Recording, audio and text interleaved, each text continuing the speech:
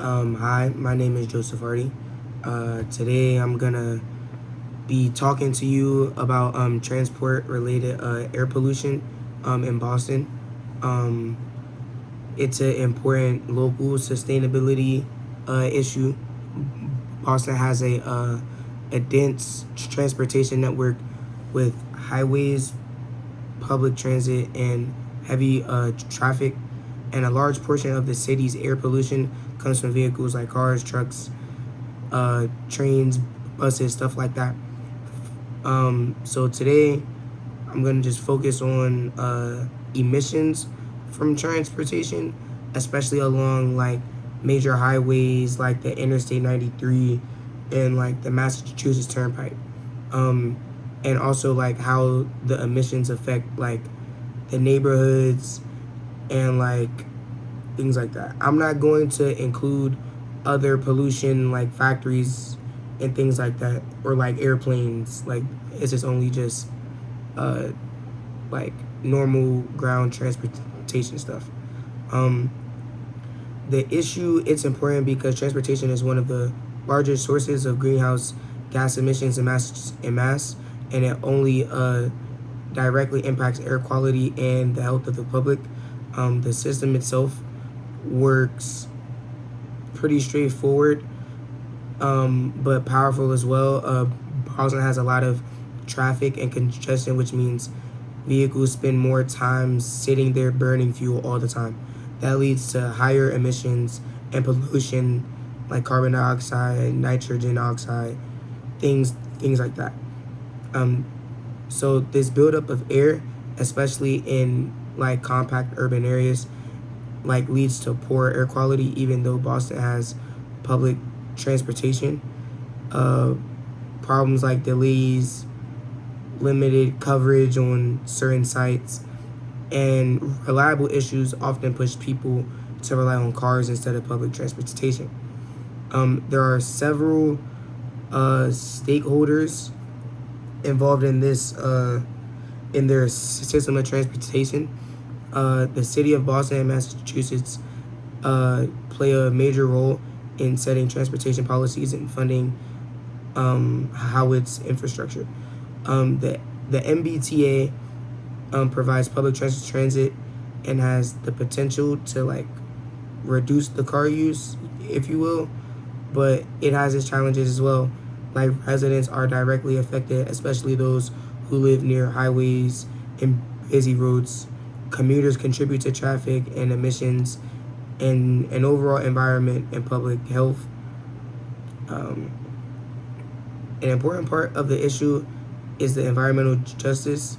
Transport related air pollution does not affect everyone equally. Lower income communities and communities of colors like Roxbury and Dorchester are often located closer to highways and traffic areas. So it's gonna be harder for them to, like gauge it.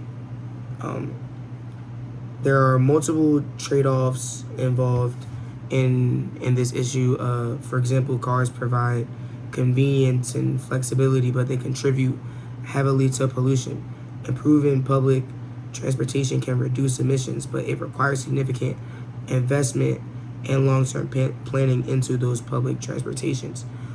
There are also trade-offs between efficiency and the equity, because some uh, transportation projects prioritize reducing traffic rather than ensuring fair access for all communities. Decisions about the transportation are not just technical data, you know what I mean, and public opinion.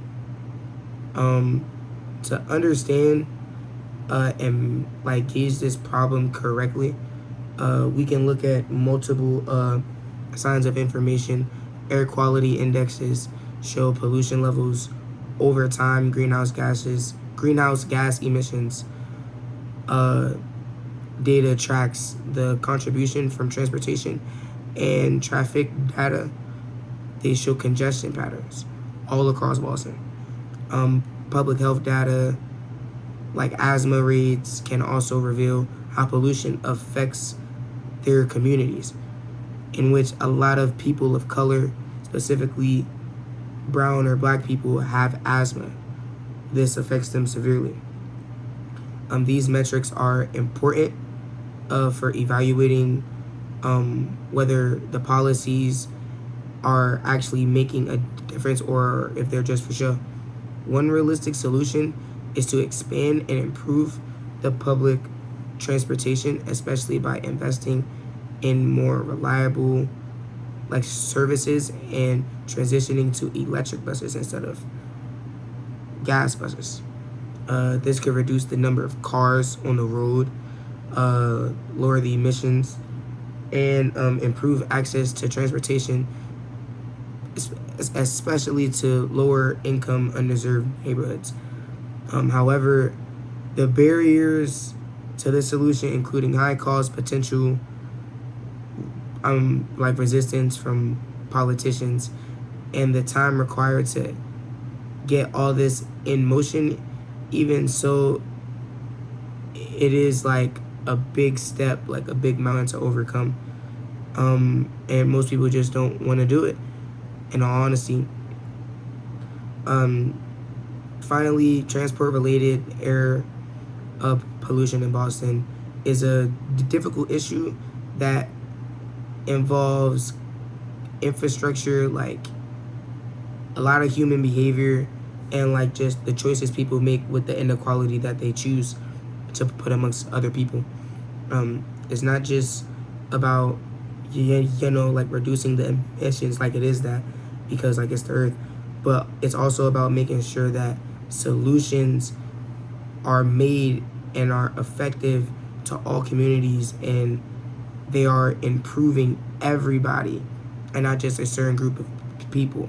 By improving public transportation and focusing on the environmental health in Boston, people can move towards a